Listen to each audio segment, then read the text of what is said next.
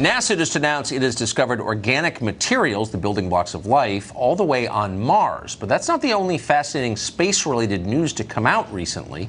According to a newly leaked Pentagon report, in 2004, a U.S. aircraft carrier was stalked for several days by a UFO that witnesses said resembled a supersonic tic-tac. The object reportedly could hover in midair and make itself invisible.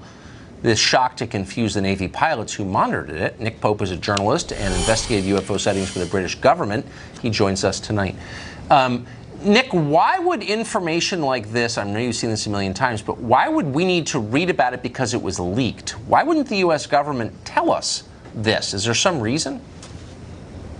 Well, I think there's always embarrassment about anything in our airspace that performance characteristics exceed anything in our own inventory. And that, by the way, was the conclusion in this Pentagon document. This thing ran rings around our F-18 Super Hornets that tried to chase this thing. It was briefly tracked on radar, but then it seemed to be able to, and this again is a phrase from the document, it's almost like it cloaked itself and became invisible. You'd think this was science fiction if you weren't reading it in Pentagon documents. And we know now, which we didn't know before, that the government took this very seriously, and these things are being seen in our skies, whatever they might be, by pilots tracked on radar, and there's a serious defense and national security issue here. And just to be clear, we don't believe that any other country possesses the technology to create an aircraft like this, right?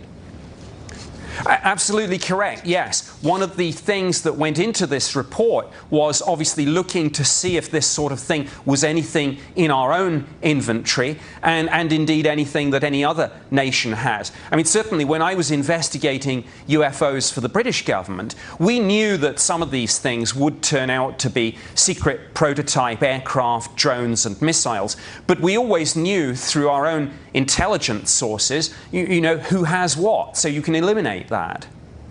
So what you're really saying is that the U.S. government and the British government have essentially concluded that there's something not from this world that humans did not create that is being tracked on radar and watched by people who watch aircraft for a living. I mean, this is real. It is real. Now, the government doesn't go so far as to say these things are extraterrestrial, but certainly when I was doing this for the Ministry of Defense, our policy statement said neither do we rule out that possibility. We said that we kept an open mind on this. But of course, you know, these things, when their speeds and maneuvers are in excess of anything that you've got or anything that you're aware other nations have, you are forced almost to think the unthinkable. And absolutely, part of the problem with this, of course, was just that senior political figures and military chiefs often just said UFOs, and they rolled their eyes, and it was the ridicule factor. This seems like we were able to say. I'm sorry, we're out of time, Nick, but this just seems like a story that we should be covering much more than we do, and I hope you will come back. Thank you. Thank you, I will do.